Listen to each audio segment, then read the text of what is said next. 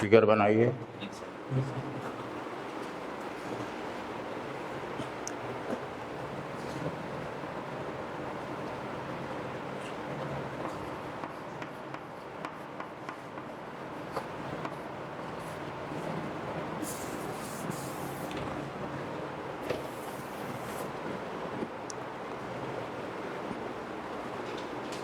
ए में लिखिए find the friction force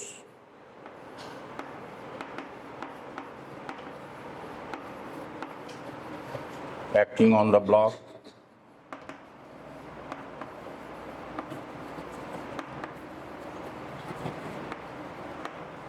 और बी में लिखिए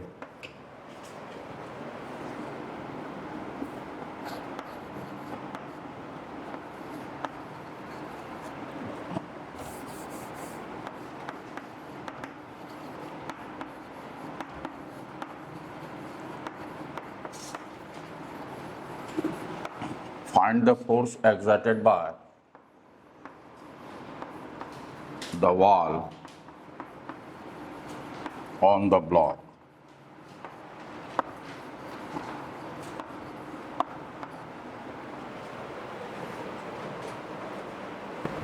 ये देखो, ये ब्लॉक जो है, ये ब्लॉक हम जो फोर्स लगा रहे हैं, तो ब्लॉक क्या कर रहा होगा सरफेस को? इधर देखो, उसके बाद देखना उधर। ये ब्लॉक सरफेस को प्रेस कर रहा होगा या नहीं? तो मान लो ये ब्लॉक जो है इस सरफेस को एन फोर्स से प्रेस कर रहा है, तो according to Newton third law, block अगर सरफेस को एन फोर्स से प्रेस कर रहा है तो वॉल भी इस ब्लॉक पे कितना लगाएगा? इस ब्लॉक का टेंडेंसी मूव करने का किधर होगा? नीचे। इस डायरेक्शन में तो मूव नहीं कर सकता है, तो mg नीचे लग रहा है, तो फ्रिक्शन फोर्स किधर लगेगा? Tangential to the surface. इस डायरेक्शन में नेट फोर्स कितना है? हम पूछ रहे हैं इस डायरेक्शन में नेट फोर्स कितना है?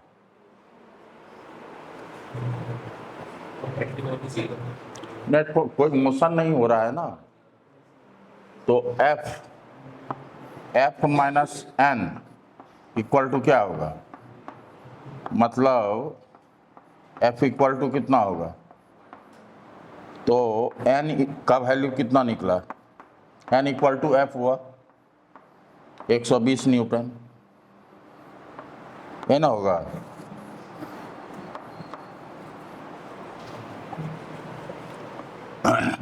Fs मैक्स ये होता है म्यू एस इंटू एन।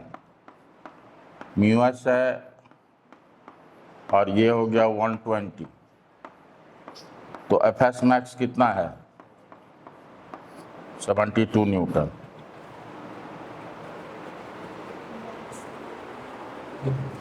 और वेट कितना हुआ? 50 न्यूटन।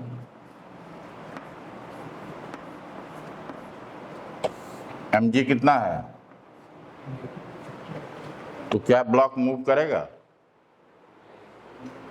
ताकि फ्रिक्शन फोर्स ज्यादा है वेट से, तो मूव तो करेगा नहीं। तो अभी फ्रिक्शन फोर्स कितना लग रहा होगा? 50 न्यूटन लग रहा होगा। एफएस का मैक्सिमम वैल्यू ये है, लेकिन एफएस कितना होगा? नीचे लग रहा है 50, तो ये भी 50 होगा। तो फर्स्ट का आंसर क्या हो गया? अभी फ्रिक्शन फोर्स कितना लग रहा है? 50 न्यूटन। सेकंड बताइए। ये एफएस का मैक्सिमम वैल्यू है, इतना तक मैक्सिमम लग सकता है, लेकिन अभी कितना लगेगा? 50 न्यूटन। कितना है फोर्स? 120। कैसे आया 120? Find the force exerted by the wall on the block. Wall कितना फोर्स लगा रहा है? कौन कौन सा फोर्स लगा रहा है?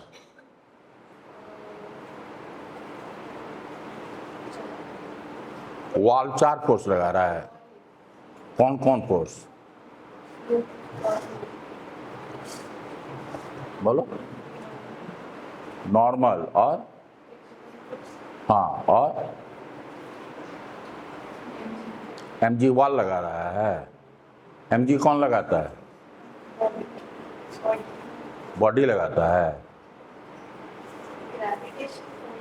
हाँ, तो कौन लगाता है? वो अर्थ लगाता है ना। हाँ, ये एमजी तो अर्थ के चलते लग रहा है। वॉल कौन कौन फोर्स लगा है? एन और एफएस। अरे इसके कांटेक्ट में है तो कांटेक्ट फोर्स लगेगा, इसी के रिजल्टेंट को कहते हैं कांटेक्ट फोर्स। एन और एफएस कौन लगा रहा है? वॉल लगा रहा है, तो इस दोनों का रिजल्टेंट को कांटेक्ट फोर्स कहते हैं। और कांटेक्ट फोर्स क्या होता है? ये होता है एन स्क्वायर प्लस एफएस का स्क्वायर।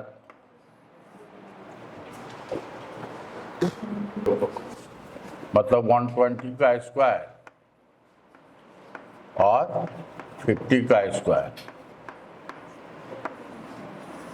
तो यहाँ पे 10 का स्क्वायर, 10 बाहर आ गया, ये हो जाएगा 12 का स्क्वायर 144, और ये हो जाएगा 25, तो ये हो जाएगा 169, मतलब 13।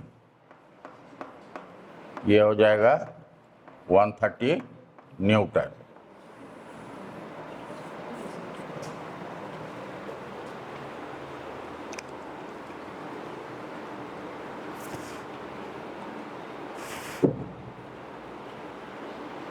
समझ में आई?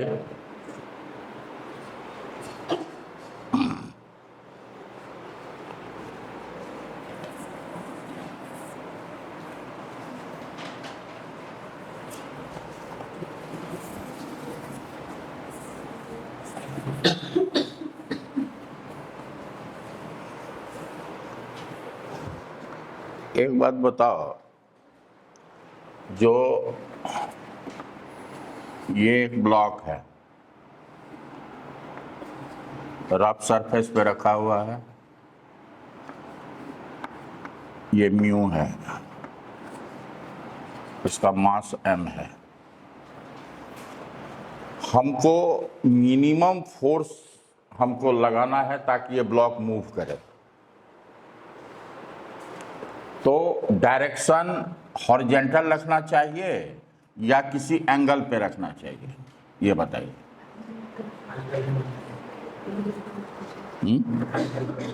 एंगल पे क्यों रखा जाता है? एन को कम करने के लिए, मतलब वेट को कम करने के लिए। काहे कि देखो, अगर ऐसे रखेंगे तो mg ये हुआ और n ये हुआ, तो n इक्वल टू mg होगा इस केस में। इस केस में देखो, अगर मान लो हम किसी एंगल से फोर्स लगाते हैं, ये मान लो F हुआ, इधर होगा mg, इधर होगा n, और F को रिजॉल्व करो तो इधर होगा, सॉरी n है ये, और इधर हो जाएगा F cos थीटा और इधर होगा F sin थीटा। अब देखो n plus F sine theta equal to क्या होगा, F sine theta equal to mg। तो अब जो n होगा वो कितना हो जाएगा, mg माइनस, तो n कम घट गया, पहले m था mg था, अब हो गया mg माइनस, तो n अगर घट जाएगा तो फ्रिक्शन फोर्स क्या हो जाएगा, घट जाएगा। Fs इक्वल टू क्या होता है, Fs मैक्स होता है म्यू इंटू एन। तो इस केस में फ्रिक्शन अधिक लगेगा, इस केस में फ्रिक्शन कम लगेगा, तो आपको आसानी होगा मूव कराने के लिए। तो एंगल पे क्यों लगाया जाता है, ये बात क्लियर हुई, ठीक है। इसीलिए एक क्वेश्चन आता है जो pulling is easier than pushing. Pushing में क्या होता है ये तो हुआ, पुशिंग में क्या होता है सो देखो, ये है ब्लॉक वही है, हम इसको फोर्स उतना ही लगा रहे हैं, और हॉरिजॉन्टल से यहाँ पे कितना एंगल है, थीटा, ये भी थीटा है। इस केस में एन देखो बढ़ जाएगा, एन ये हुआ, एफ लगा रहे हैं, तो ये होगा एफ कॉस थीटा, ये होगा एफ। तो net upward force equal to net downward force, N equal to क्या हो गया, M G plus F sine theta. N बढ़ गया, इस केस में एन बढ़ गया, तो फ्रिक्शन फोर्स बढ़ जाएगा, फ्रिक्शन फोर्स बढ़ जाएगा तो इसको खींचना मुश्किल होगा। इस अगर यहां पे हम ऐसे फोर्स लगाएं तो N equal to M G होगा, और कि ऊपर अगर हम पुल करें तो एन सबसे कम होगा।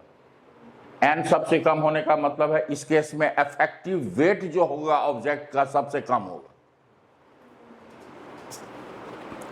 इसीलिए ये pulling is easier than pushing. यहां पर भी देखो हॉरिजॉन्टल डायरेक्शन में फोर्स तो एफ ही कॉस थीटा लग रहा है, यहां पर भी एफ कॉस थीटा ही लग रहा है, लेकिन यहां पे इसका इफेक्टिव वेट कम हो गया, तो मूव जो है इजीली करेगा।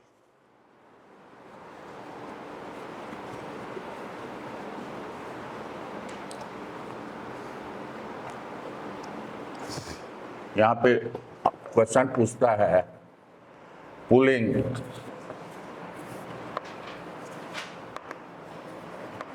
is easier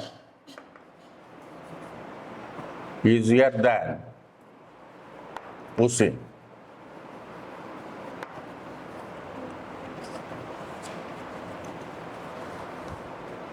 तो क्यों ऐसा होता है, in case of pulling effective weight of the body decreases, और इस केस में इफेक्टिव वेट क्या होगा, इंक्रीज करेगा, या एन इंक्रीज करेगा, एन यहां डिक्रीज कर रहा है, एन यहां इंक्रीज करेगा, तो फ्रिक्शन फोर्स बढ़ जाएगा, नहीं, तो फ्रिक्शन फोर्स बढ़ जाएगा तो आपको मूव कराना कठिन होगा।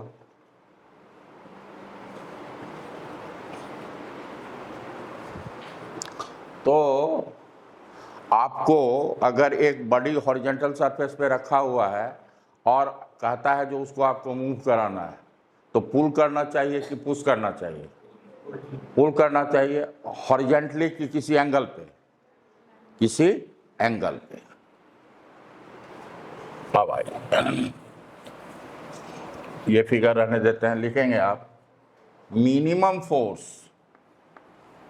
लिखेंगे minimum force required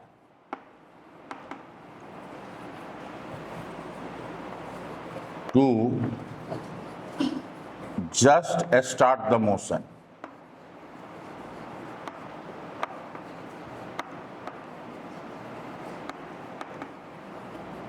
And find the angle and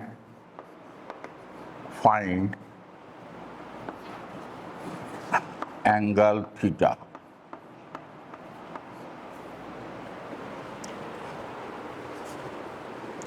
तो यहां पे एफ को रिजॉल्व कर दिए, है ना, यहां पे फ्रिक्शन लगेगा।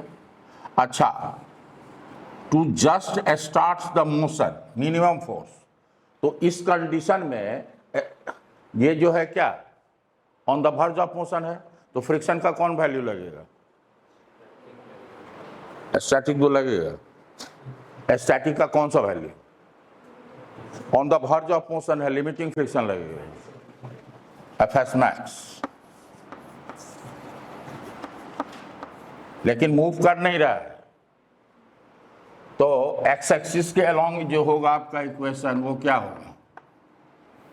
ये दोनों इसको ये बैलेंस कर रहा है, net F X equal to क्या हो गया? 0, कोई एक्सेलरेशन नहीं है। इसका मतलब हुआ नेट फोर्स इस पे क्या है? F cos theta equal to F S maximum. ये इक्वेशन ऑलरेडी जरूरत है। म्यू एन, ये हो गया म्यू, और एन का वैल्यू क्या लिखेंगे? M G minus F sine theta. यहां तक लिखिए पहले आप लोग।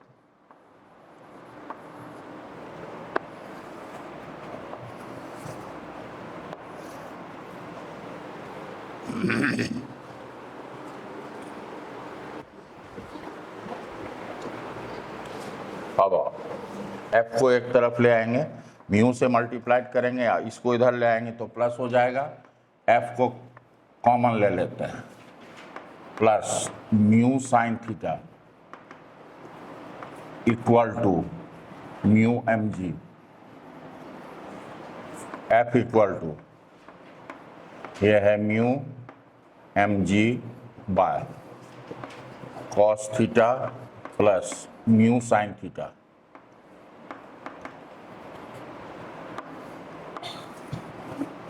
ये किसका फंक्शन है? थीटा का फंक्शन है।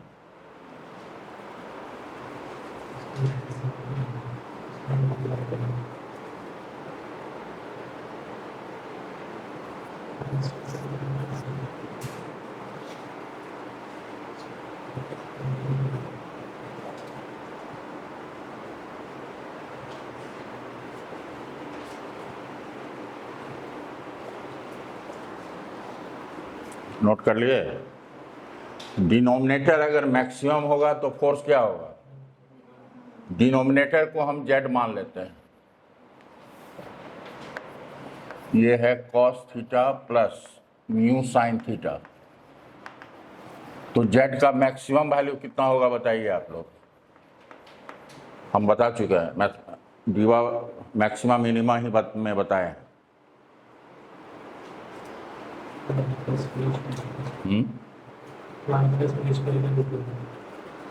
हाँ, इसमें होता है कॉस थीटा का कॉफिशिएंट का स्क्वायर प्लस साइन थीटा के कॉफिशिएंट का स्क्वायर रूट ओवर। तो ये हो गया 1 प्लस म्यू स्क्वायर। हमने दिया था यहाँ पे ए और बी, तो यहाँ आता था A square plus B square root over. तो जेड मैक्सिमम होगा तो एफ मिनिमम होगा। तो एफ मिनिमम हो जाएगा म्यू एम जी। ये रिजल्ट याद रहना चाहिए आपको, 1 plus mu square root over. अब है थीटा का वैल्यू क्या होगा? जेड को डिफ्रेंशिएट कर दीजिए थीटा के रिस्पेक्ट में, तो minus sine theta plus mu cos theta. Differentiate करते हैं और इसको 0 करते हैं, यहाँ से थीटा का वैल्यू निकलेगा। थीटा का वैल्यू निकाल के बताइए।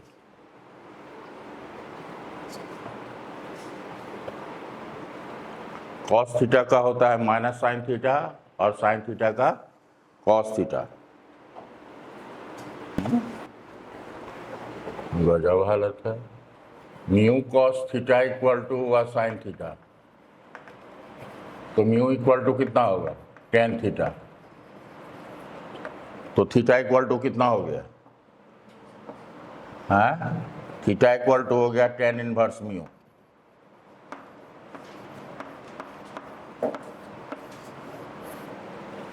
Mu equal to tan theta.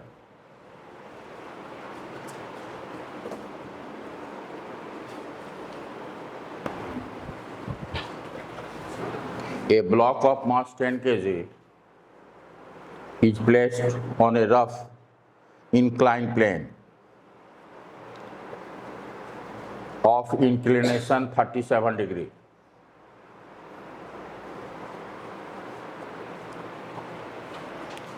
Coefficient of static friction equal to 0.8. Coefficient of static friction is 0.8. Find.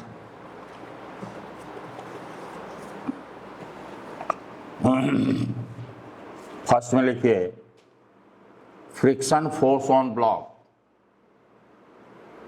Friction force on block.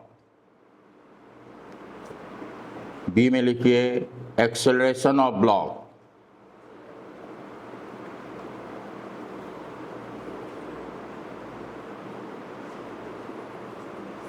C में लिखिए total contact force by rough plane, total contact force by rough plane on the block.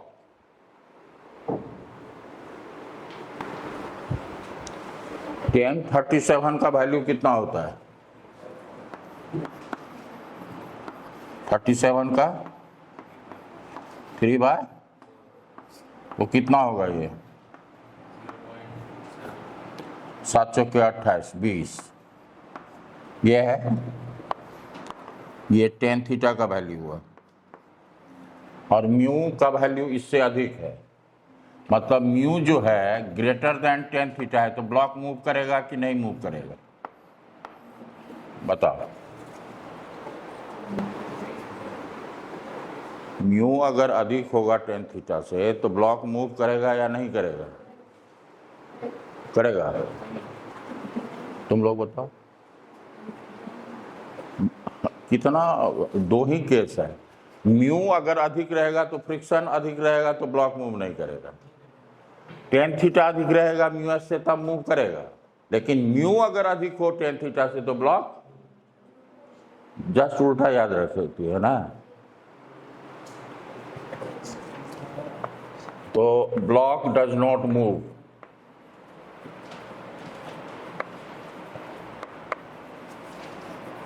In this case,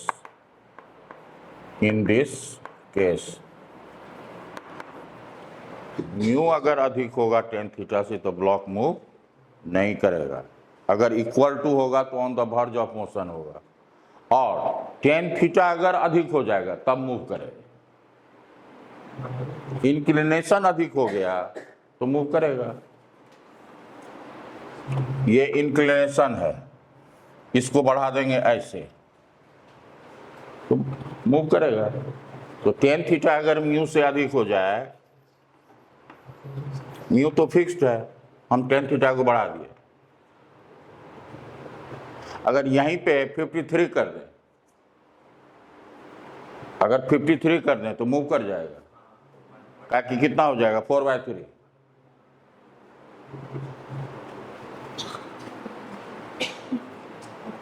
चलिए आप निकालिए। तो अगर move नहीं करेगा तो एक्सेलरेशन कितना हो गया? 0। बी का पहले आंसर मिल गया। अब mg साइन थीटा का वैल्यू ये होगा,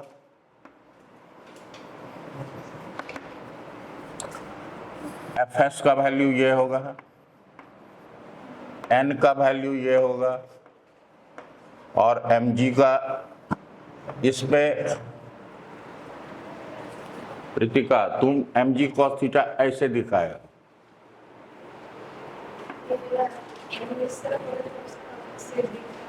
इस प्लेन पे परपेंडिकुलर होना चाहिए n और mg cos थीटा। थोड़ा ध्यान दो ये सब चीज पे।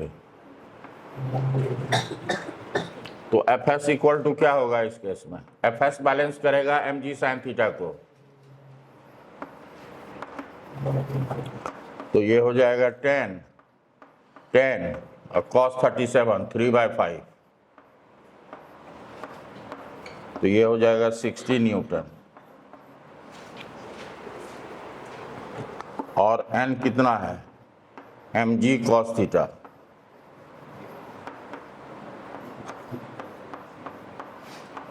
cos 37 4/5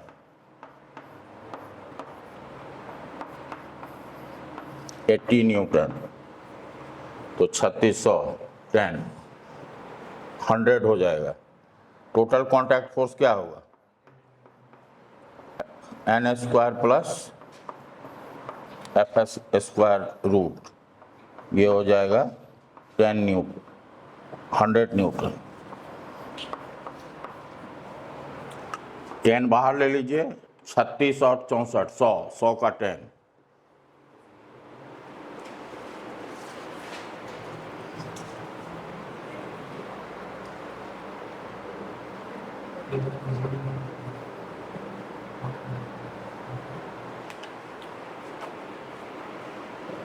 अगर आप एक चीज करोगे, यहां पे एक चीज देखो, ये तो वैल्यू में ना हो गया, जरा यहां पे देखो, n इक्वल टू कितना होगा?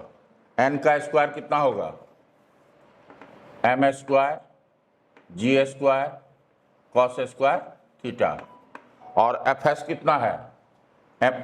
fs mg sin थीटा है ना, ये कितना होगा? m² g² sin² theta. तो m² g² कॉमन लेंगे तो sin² थीटा cos² थीटा 1 हो जाएगा। तो कॉन्टैक्ट फोर्स इक्वल टू कितना हो जाएगा? mg।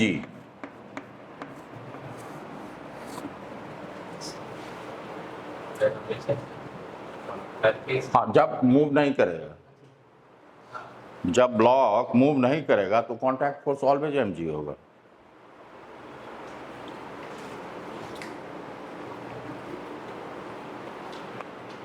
M10 है, G10 है, 100 न्यूटन आ जाएगा।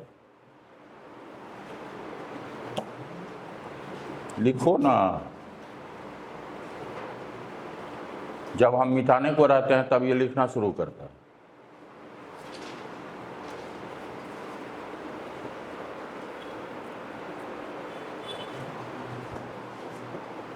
इसका क्लॉक 2-3 मिनट स्लो चलता है। ये है, अच्छा इसको बताते हैं, बताते हैं। अरे बता ही दे, इस पे एक्चुअली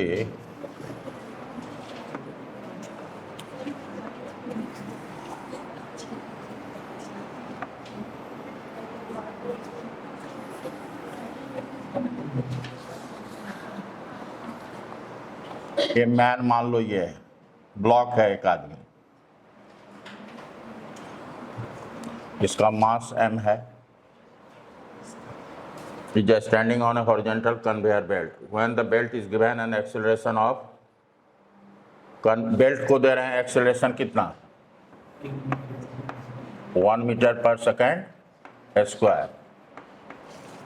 अगर कोई ऑब्जर्वर इस पे बैठा हुआ है तो इस पे क्या लगेगा? सूडो फोर्स लगेगा ma, और इधर क्या लगेगा? फ्रिक्शन फोर्स लगेगा।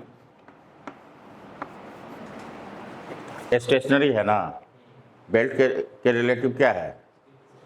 तो ये फोर्स इसको कैंसिल आउट कर रहा है, तो क्या निकालना है? Net force acting on the man. इस पे एक n लगेगा, mg लगेगा, हाँ, और ये इस पे एक n लगेगा, तो n इक्वल टू क्या हो जाएगा? mg 60, g का वैल्यू 10, तो 600 न्यूटन हो गया। क्या बोले? और इस पे जो fs होगा वो कितना होगा? ma, यह है 60 × 1, तो ये हो गया 60 न्यूटन।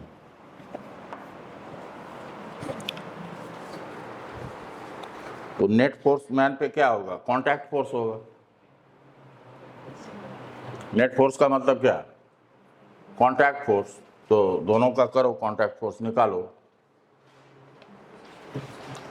तो एक मिनट, तो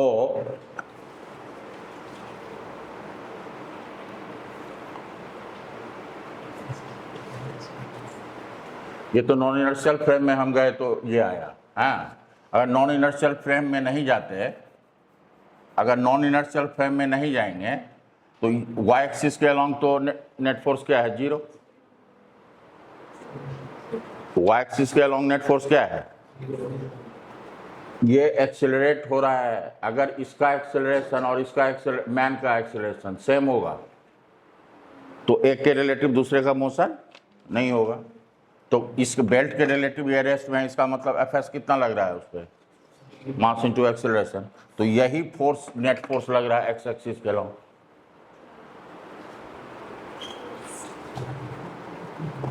ठीक है, ताकि ये इसको तो कैंसिल आउट कर रहा है, मैन पे जो एन और एम जी ये दोनों तो कैंसिल आउट हो रहा है। हाँ, बेल्ट पे जो नेट फोर्स होगा वो एन और एफ एस का रिजल्टेंट होगा।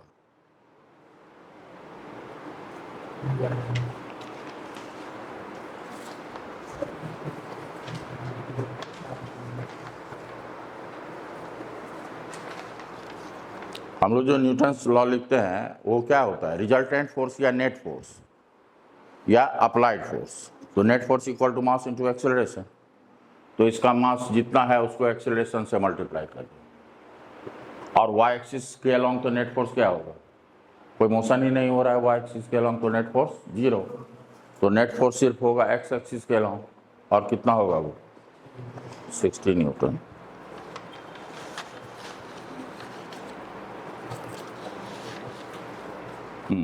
अब आओ,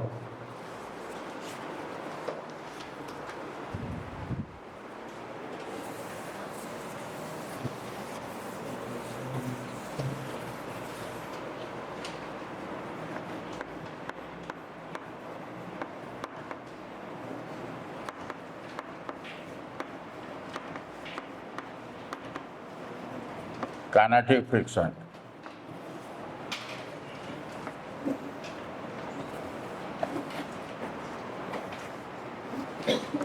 ये फिक्स्ड है, ये ब्लॉक,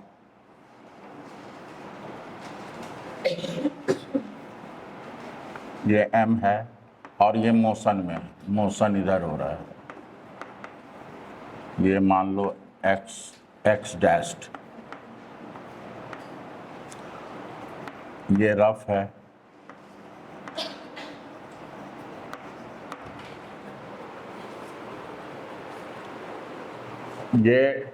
ये सॉलिड सरफेस, ये सॉलिड ब्लॉक सॉलिड सरफेस पे स्लाइड कर रहा है ना। तो जब भी एक सॉलिड सरफेस दूसरे सॉलिड सरफेस के रिलेटिव स्लाइड करेगा तो क्या होगा, क्या आएगा, कौन सा फ्रिक्शन, काइनेटिक फ्रिक्शन। तो ये ब्लॉक इसके रिलेटिव इधर जा रहा है तो इस पे किधर लगेगा, इधर लगेगा एफ के। ये जो है एक्स एक्स डैश पे फ्रिक्शन किधर लग रहा है, दोनों सरफेस पे लगता है, ब्लॉक पर भी और सरफेस पर भी। अब ये ब्लॉक जो है सरफेस को एन फोर्स से प्रेस कर रहा है, तो ये सरफेस भी एन पे कितना लगाएगा, एन लगाएगा, और इसका एम जी ये है।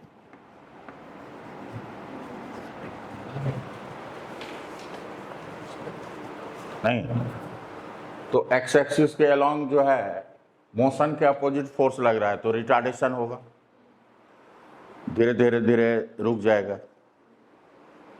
फिगर बना लीजिए।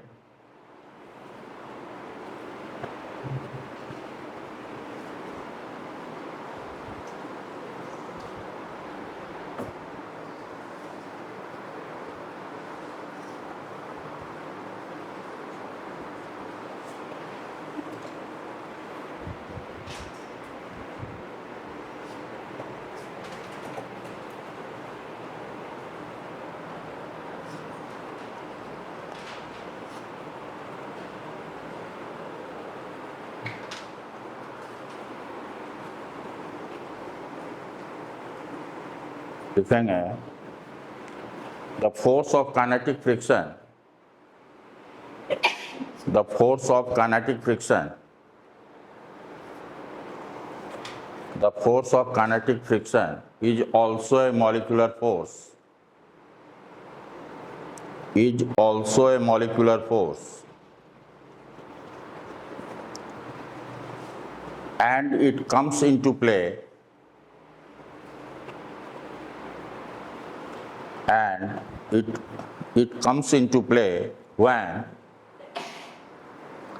one solid surface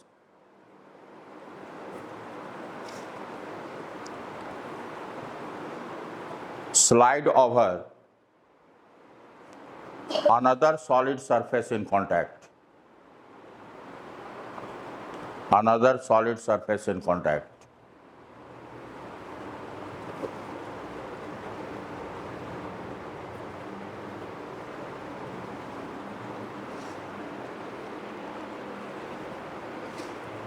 The law is, paragraph change करके लिखिएगा, the law of kinetic friction is, the law of kinetic friction is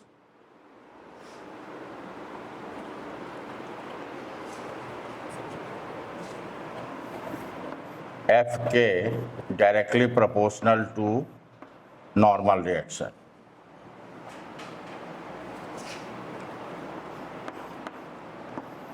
यहाँ से Fk इक्वल टू आएगा mu K into N, where mu k is coefficient of proportionality known as coefficient of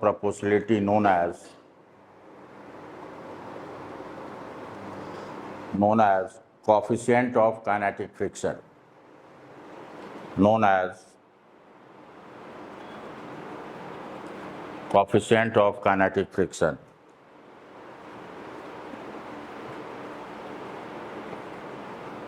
It is unitless and dimensionless positive quantity. It is unitless and dimensionless positive quantity.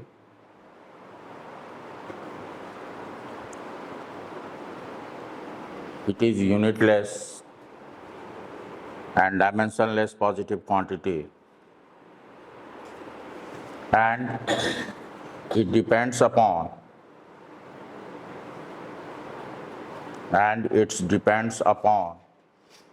the nature and the surface,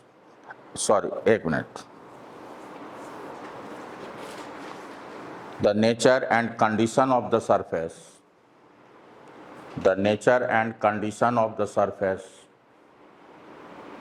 in contact. क्या हुआ? The nature and condition of the surface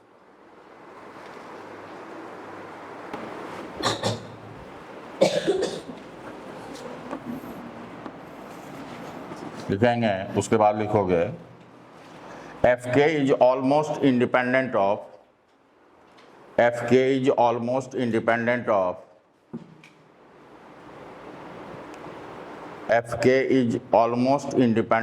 velocity.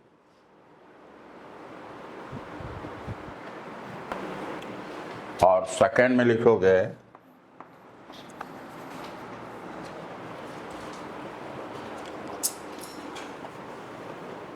लिखिए it is independent of area of contact.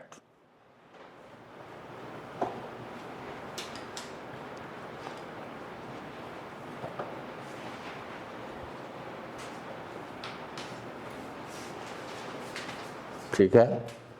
दूसरी बात है, जो इससे पहले पिछले क्लास में हमने ग्राफ बताया था, ये ग्राफ बताया था, y एक्सिस पे फ्रिक्शन फोर्स है,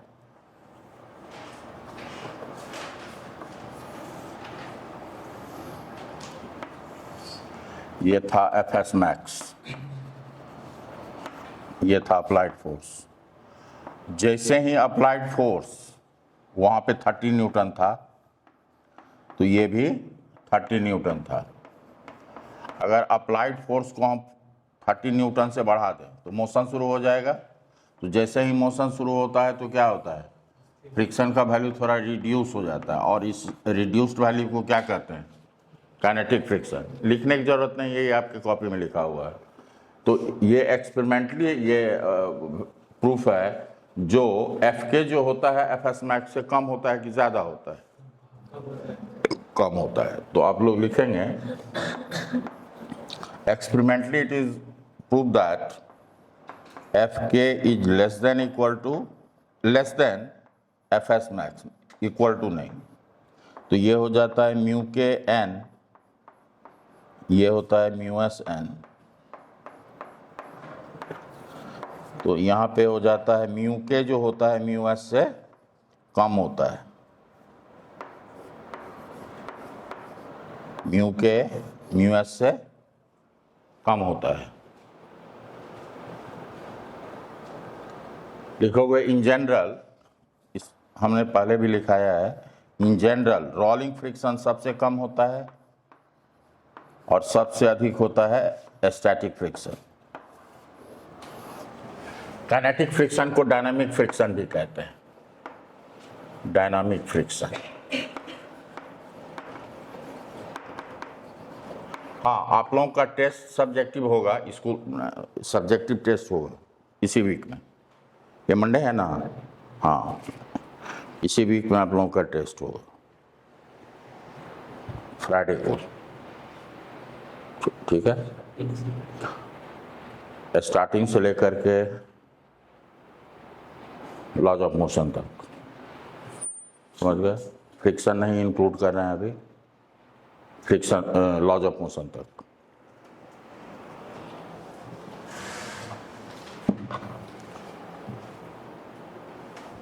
नोट कर लिए?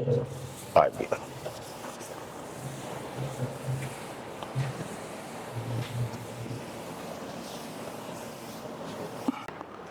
Find the acceleration of the block down an inclined plane. यहाँ पे है n, इधर होगा mg cos theta, mg cos theta, इधर होगा mg sin थीटा, और इधर होगा fk। न्यूटन सेकेंड लॉ होता है mass into acceleration along X axis equal to net force along X axis. पहला लाइन क्या लिखेंगे यही किसी को पता नहीं। Mass into acceleration equal to net force along X axis. ये mg sin theta X axis के अलोंग है तो प्लस होगा, और एफ के एक्स के अपोजिट है तो माइनस एफ के लिखेंगे। और एफ के इक्वल टू क्या होता है, F K equal to mu into N होता है, और एन इक्वल टू क्या होगा, M G cos theta.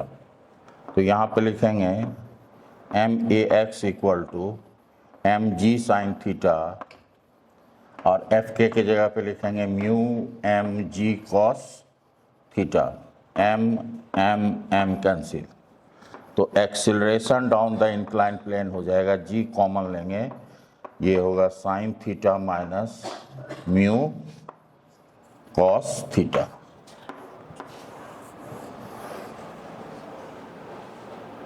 Newton's law में भी ऐसे ही करते हैं, वहाँ पे फ्रिक्शन नहीं रहता था तो ये जीरो हो जाता है। काम तो वही करना पड़ता है, इसमें एक फ्रिक्शन फोर्स बढ़ गया है।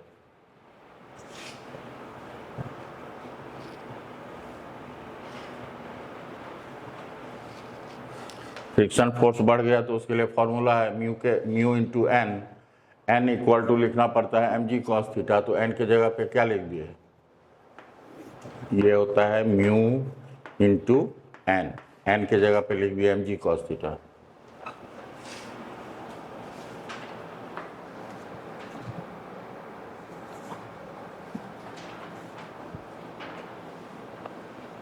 लिख लिया आप लोग? ये इंपॉर्टेंट है, इस रिजल्ट को याद रखना चाहिए, याद रखें।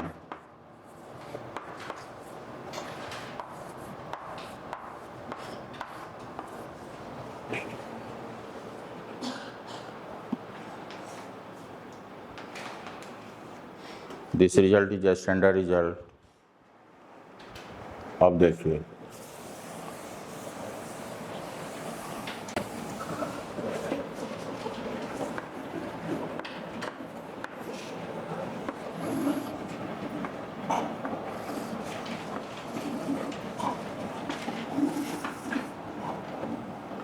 एक ब्लॉक को, ये थीटा है और ये फ्रिक्शन,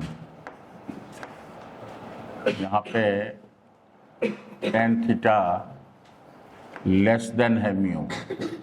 इसमें अगर इसमें क्या होगा, इसको हम वेलोसिटी दिए हैं v नॉट वेलोसिटी से ऊपर प्रोजेक्ट कर दिए तो रिटार्डेशन होगा, और टेन थीटा म्यू से कम है तो क्या फिर से लौटेगा? कैसे हाँ कह रहे हो?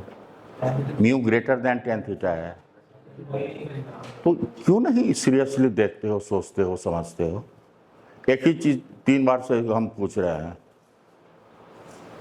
तो जहां रुकेगा वहीं रुका हुआ रहेगा, ऐसा नहीं होगा जो रुकेगा फिर लौट आएगा। हाँ तो लिखिएगा find the retardation of the block. अगर यहाँ पे टेन थीटा अगर अधिक रहता म्यू से तब क्या होता है, रुकता और फिर नीचे आता।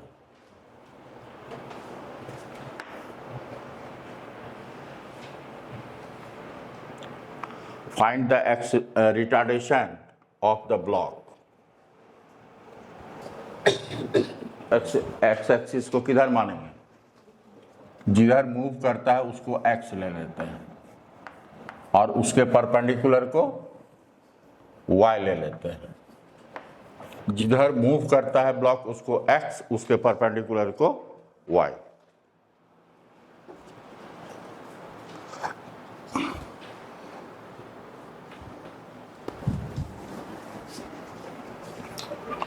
ये ब्लॉक यहां आया मान लो, तो इस पे कौन सा फोर्स लग रहा है दिखाएं। एक एन लगेगा, एक mg cos थीटा इधर लगेगा,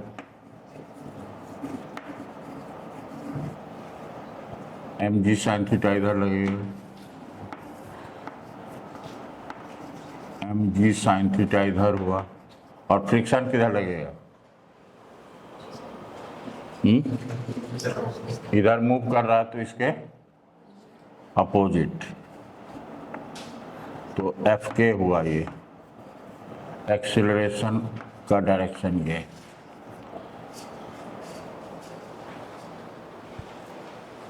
एक ही काम हर हमेशा करना पड़ता है।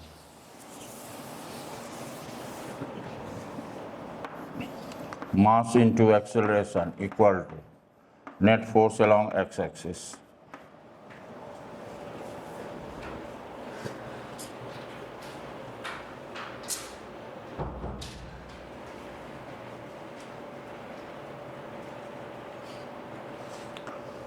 mg sin थीटा प्लस होगा कि माइनस?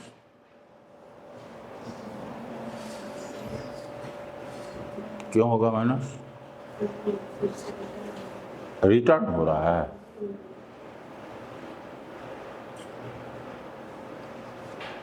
एक्स एक्सिस किसको माने हैं? इधर ना, इसके अपोजिट है, तो ये बोलोगे कि रिटर्न हो रहा है बोलोगे। ब्लॉक तो इधर जा रहा है, ब्लॉक किधर जा रहा है? राइट। एक्स के अपोजिट है, जिधर एक्सेलरेशन है, एक्सेलरेशन के अपोजिट फोर्स है तो माइनस होगा, और एफ के भी अपोजिट है एक्सेलरेशन की।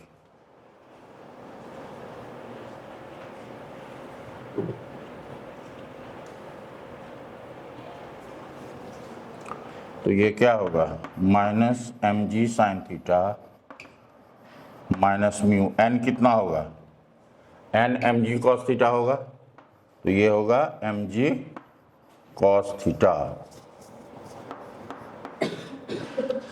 तो m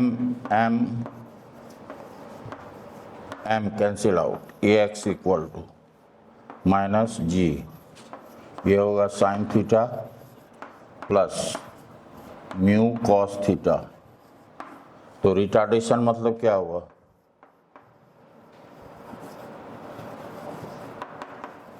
रिटार्डेशन मतलब हुआ माइनस ए एक्स, तो ये होगा G sine theta plus mu cos theta.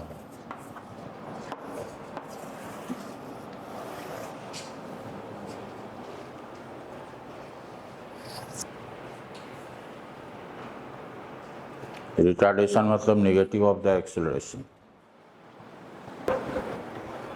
Actually जो एक्सेलरेशन का डायरेक्शन होता है उसको पॉजिटिव लेते हैं, उसके अपोजिट जो फोर्स होगा, आप पिछले केस में देखिए एक्सेलरेशन किधर था? नीचे, तो नीचे के फोर्स को पॉजिटिव लिया था, नहीं था? इधर एक्सेलरेशन ऊपर है, ये दोनों फोर्स एक्सेलरेशन के अपोजिट है, तो दोनों नेगेटिव हो गया।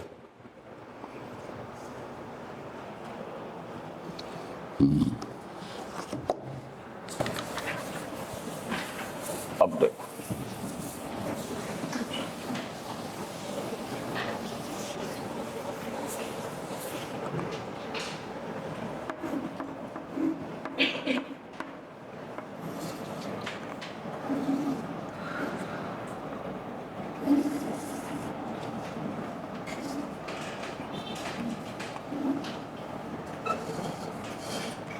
ये m है, ये थीटा है।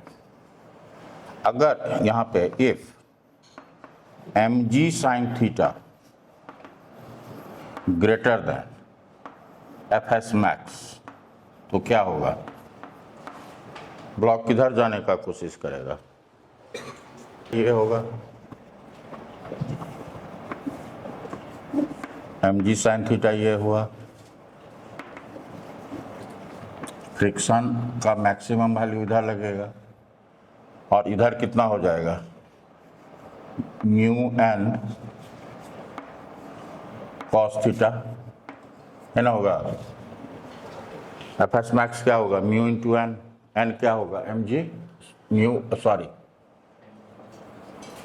M G mu M G, ये कुछ नहीं, ये एफ एस मैक्स। तो अगर इसको छोड़ देंगे तो ये नीचे आने लगेगा। अगर इसको हम चाहते हैं जो ये नीचे नहीं जाए,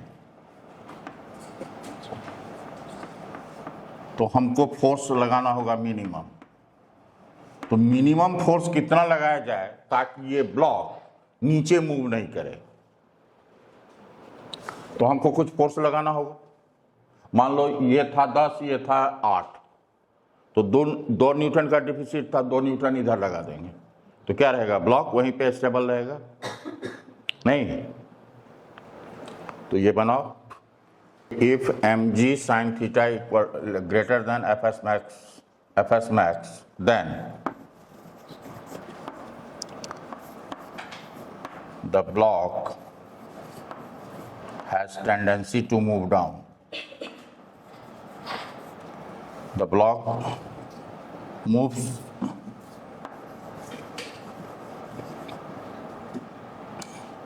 down the plane.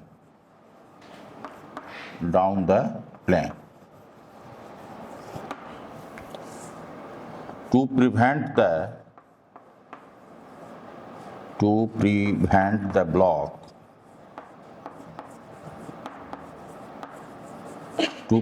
the block sliding down,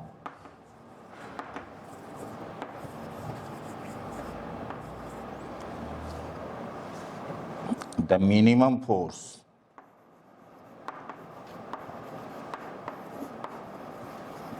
is required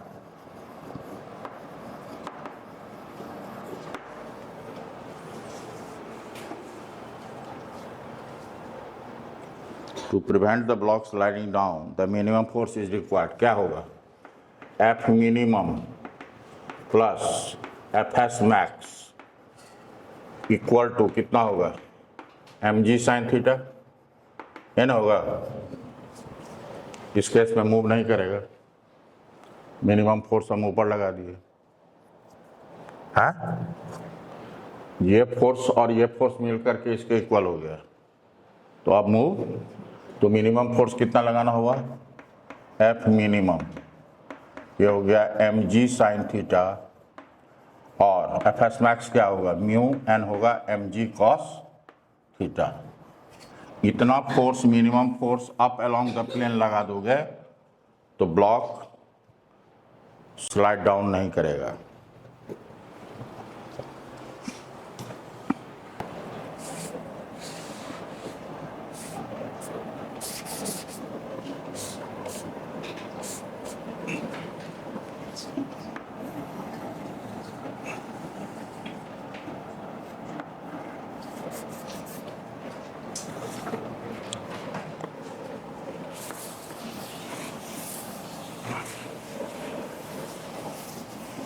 लिखोगे, if you try to push a block, if you try to push a block up the plane,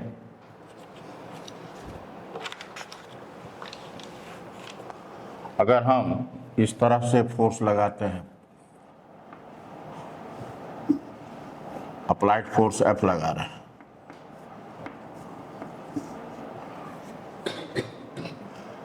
तो mg साइन थीटा तो इधर लगेगा ही, mg साइन थीटा तो इधर लगना ही है,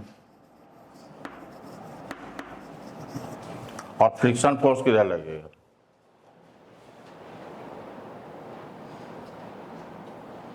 हम ट्राई कर रहे हैं इसको मूव कराने का।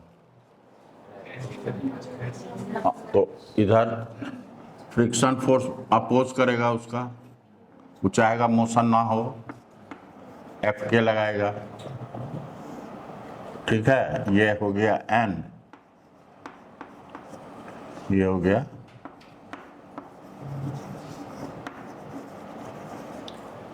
तो इस केस में mg साइन थीटा और एफ के दोनों किधर लगेगा, अप्लाइड फोर्स के अपोजिट। तो लिखोगे frictional force and mg sin theta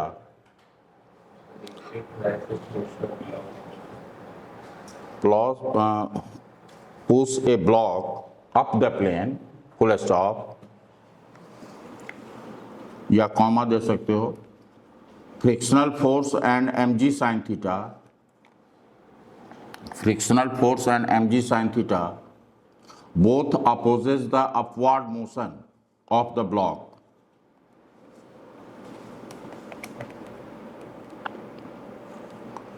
and hence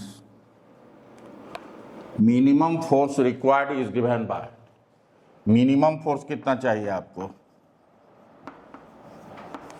इस दोनों के सम के equal, mg sin theta plus F के, नहीं,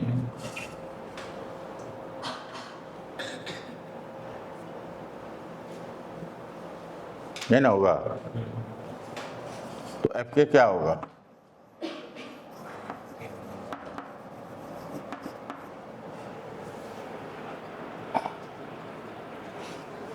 ये हो जाएगा म्यू, एन हो जाएगा mg कॉस थीटा। तो आप अगर मूव कराना चाहते हो तो कम से कम मिनिमम फोर्स इतना लगाना होगा, इतना फोर्स पे ये on the verge of motion होगा, इससे थोड़ा भी अधिक कर दोगे तो वो ऊपर मूव करने लगेगा। यहीं पे स्टॉप कर देते हैं।